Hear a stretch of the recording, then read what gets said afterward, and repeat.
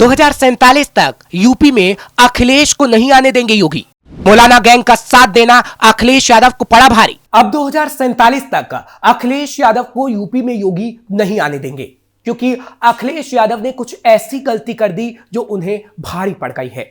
हर वक्त मुसलमानों के मसीहा बनने वाले अखिलेश यादव को मौलाना गैंग का साथ देना भारी पड़ गया। नमस्कार, कैपिटल टीवी देख रहे हैं आप, मैं हूं आपके साथ हर्ष भारद्वाज। उत्तर प्रदेश के उप मुख्यमंत्री केशव प्रसाद मौर्य ने अखिलेश यादव पर बड़ा हमला बोला है। केशव प्रसाद मौर्य ने कहा कि कुछ लोग 2027 के सत्ताधीश अखिलेश की होर्डिंग लगवा रहे हैं। हरदोई की धरती से कह रहा हूं कि अखिलेश 2027 छोड़ दें, 2047 के बारे में भी ना सोचें। पीडीए तो परिवार डेवलपमेंट एजेंसी है।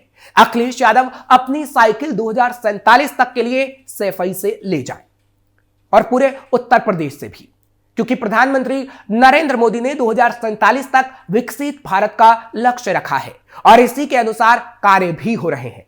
और 2047 तक अखिलेश यादव यूपी की सत्ता से बाहर रहने वाले हैं। हरियाणा, महाराष्ट्र की विधानसभा और प्रदेश के विधानसभा उपचुनाव में मिली ऐतिहासिक जीत का जिक्र करते हुए उप मुख्यमंत्री ने कहा कि विपक्षी दलों का भ्रम टूट चुका है। कहा कि बीजेपी दिल्ली भी जीतेगी और मिल्कीपुर का उपचुनाव भी। केंद्र और राज्य सरकार की उपलब्धियां बताते हुए कहा कि महाकुंभ का आयोजन हो रहा है, सभी लोग आइए। महाकुंभ को लेकर अखिलेश कर रहे सियासत। उप मुख्यमंत्री ने कहा कि अखिलेश यादव महाकुंभ को लेकर सवाल उठा रहे हैं, लेकिन जब अखिलेश मुख्यमंत्री थे 2013 में, तब कुंभ की जिम्मेदारी आजम खान को सौंप दी गई थी। तब अव्यवस्थाओं के कारण दुर्घटनाएं हुई थी, लेकिन अखिलेश यादव ये किसी को नहीं बताते। अखिलेश महाकुंभ को लेकर सियासत करते हैं और खुद को मुसलमानों का मसीहा बताते हैं, क्योंकि अखिलेश को सिर्फ एक तबके के वोट बैंक की फिक्र है। उप मुख्यमंत्री केशव प्रसाद मौर्य ने कहा कि 2027 में प्रदेश में तीसरी बार बीजेपी की सरकार बनेगी। 2027 में अखिलेश को दौड़ाकर भगाएंगे योगी। उत्तर प्रदेश में विधानसभा की 9 सीटों पर उपचुनाव में 7 सीट अपने नाम कर चुकी बीजेपी 2027 में सपा का यूपी से नामोनिशान मिटाने की बात कर रही है। और अब जब मिल्कीपुर में भी उपचुनाव की तारीखों का ऐलान हो चुका है, तब बीजेपी इस उपचुनाव को 2027 के विधानसभा चुनाव से पहले का सेमीफाइनल मान रही है और हर हाल में जीत हासिल करने के लिए पूरी ताकत झोंक रही है। पीडीए फॉर्मूले को चुनौती देने की तैयारी में बीजेपी के रणनीतिकारों का मानना है कि सपा के पीडीए फॉर्मूले को मात देने के लिए जातीय समीकरणों पर ध्यान देना होगा। इसके लिए पार्टी ने हर सीट के जातीय समीकरणों का विश्लेषण किया है और पिछड़े और दलित वर्ग के मजबूत चेहरों को प्राथमिकता दी है। बीजेपी का उद्देश्य है कि इन वर्गों के दिलों में अपनी जगह बनाई जाए और उनके वोट को सपा के पाले से जाने से रोका जाए। इंडिया गठबंधन को पटकनी देने की योजना। बीजेपी की रणनीति सिर्फ उपचुनाव की जीत पर केंद्रित नहीं है, बल्कि 2024 के लोकसभा चुनाव में आई सीटों की कमी से जनता में पैदा हुए भ्रम को भी दूर करने की कोशिश है।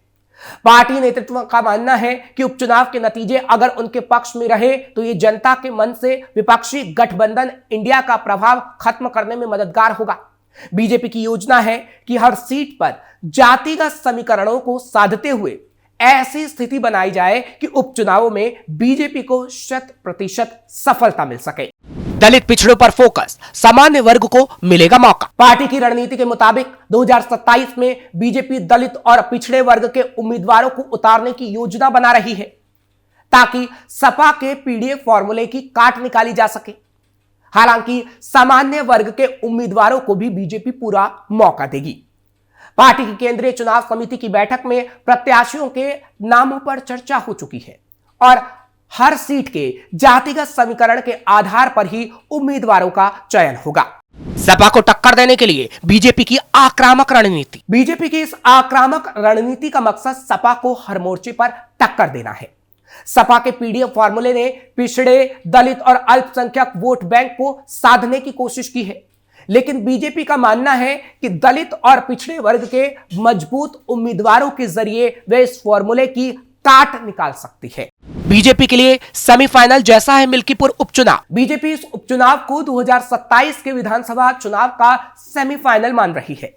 पिछले दिनों हुए उपचुनाव में भी पार्टी के शीर्ष नेताओं की दिल्ली में हुई बैठक में यूपी संगठन की ओर से भेजे गए प्रत्याशियों के नामों पर गंभीरता से विचार किया गया था। और अब यह कहा जा रहा है कि मिल्कीपुर उपचुनाव बीजेपी के लिए सिर्फ एक राजनीतिक मुकाबला नहीं है, बल्कि 2027 के लिए एक मजबूत नींव तैयार करने का मौका है। 2027 के लिए अखिलेश यादव ने भी की तैयारी। अखिलेश यादव का जोर हर हाल में 2027 के लिए पीडीए के लिए काम करने पर है और वो कार्यकर्ताओं को समझाते हैं कि कैसे माइक्रो लेवल यानी बूथ स्तर पर समाजवादी पार्टी को मजबूत करने के लिए काम कर सकते हैं। लगे हाथ बीजेपी की चाल में ना फंसने की सलाह तक देते हैं। समझाते हैं कि कैसे बीजेपी दूसरे दलों को नीचा दिखाने के लिए बड़े पैमाने पर पैसे खर्च कर रही है और समाजवादी पार्टी के कार्यकर्ताओं को हर हाल में उसका मुकाबला करना है। निश्चित तौर पर हाल के उपचुनावों में समाजवादी पार्टी की हार से अखिलेश यादव और उनकी टीम का मन दुखी हुआ है, लेकिन 2017 के यूपी विधानसभा चुनाव में मिली हार के बाद से 2027 के लिए अखिलेश तैयारी में जुटे हुए हैं। बटेंगे तो कटेंगे के नारे से अखिलेश को लग रहा डर। संभल पर यूपी के मुख्यमंत्री योगी आदित्यनाथ के आक्रामक रुख को देखते हुए समाजवादी पार्टी भी सतर्क हो गई है और अपनी हिस्सेदारी को लेकर अलर्ट मोड पर है। हरियाणा और महाराष्ट्र चुनावों में योगी आदित्यनाथ के नए कैंपेन बटेंगे तो कटेंगे का असर देखा जा चुका है। साथ ही इसका असर यूपी के उपचुनावों में भी देखा जा चुका है। जाहिर है इसकी वैसी ही झलक मिल्कीपुर में भी देखने को मिल रही है। लोकसभा चुनाव में अखिलेश यादव के पीडीए का प्रकोप झेल चुकी बीजेपी की राजनीति आगे भी बटेंगे तो कटेंगे और एक है तो सेफ है के बीच ही जारी रहने वाली है। आक्रामक कैंपेन की जरूरत पड़ी तो बटेंगे तो कटेंगे और नरम रुख की जरूरत पड़ी तो एक है तो सेफ है। मतलब यूपी में 2027 की लड़ाई पीडीए और हिंदुत्व के एजेंडे के बीच होने जा रही है। मतलब यूपी में 2027 की लड़ाई पीडीए और हिंदुत्व के एजेंडे के बीच होने वाली है, जिसमें योगी का जीतना तय माना जा रहा है।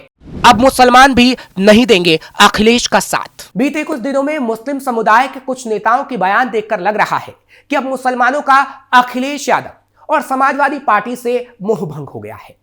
समाजवादी पार्टी के नेता आजम खान और सांसद शफीकुर रहमान जैसे नेताओं की नाराजगी की खबरें सामने आई। पार्टी के तमाम मुस्लिम नेताओं का कहना है कि मुसलमानों पर अत्याचार हो रहा है और अखिलेश यादव चुप्पी साधकर बैठे हुए हैं।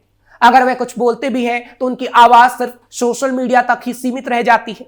नाहिद हसन से लेकर आजम खान और शहजुल इस्लाम तक तमाम सपा नेताओं पर कार्रवाई हुई, लेकिन अखिलेश की तरफ से कुछ खास प्रतिक्रिया देखने को नहीं मिली।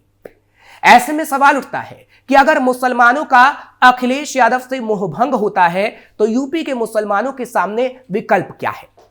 तमाम संभावनाओं को ध्यान में रखते हुए मुसलमानों के सामने 3 विकल्प ही नजर आते हैं।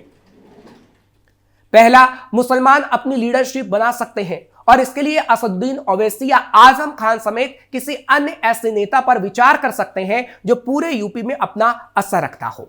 दूसरा, मुसलमान एक बार फिर बहुजन समाज पार्टी की तरफ मुड़ सकते हैं और दलित प्लस मुस्लिम गठजोड़ के सहारे यूपी की सत्ता में अपना दखल पैदा कर सकते हैं।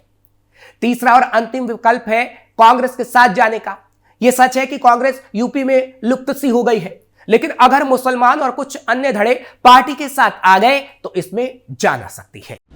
अखिलेश को लेकर दुविधा में है उत्तर प्रदेश का मुसलमान। सबसे बड़ा सवाल यही है कि सूबे में आखिर अखिलेश का साथ मुसलमान देंगे या नहीं, क्योंकि मुसलमान दुविधा में है और मुसलमानों की दुविधा आखिर कब खत्म होगी, क्योंकि 2027 में उत्तर प्रदेश में चुनाव होना है विधानसभा का।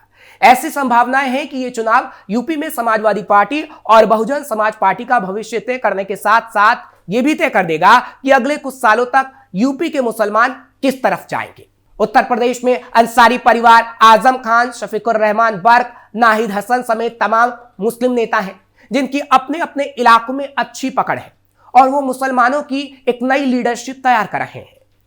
उत्तर प्रदेश के मुसलमान एक बार फिर तिराहे पर है और यह उन्हें ही तय करना है कि यहां से वो किस रास्ते की तरफ अपने कदम को बढ़ाते हैं, क्योंकि अखिलेश से तो उनका मोहभंग हो चुका है। ऐसे में माना जा रहा है कि 2027 में योगी की वापसी तय है। फिलहाल आपको ये खबर कैसी लगी हमें कमेंट सेक्शन में जरूर बताएं। खबर को लाइक करें और हमारे चैनल को सब्सक्राइब जरूर करिए।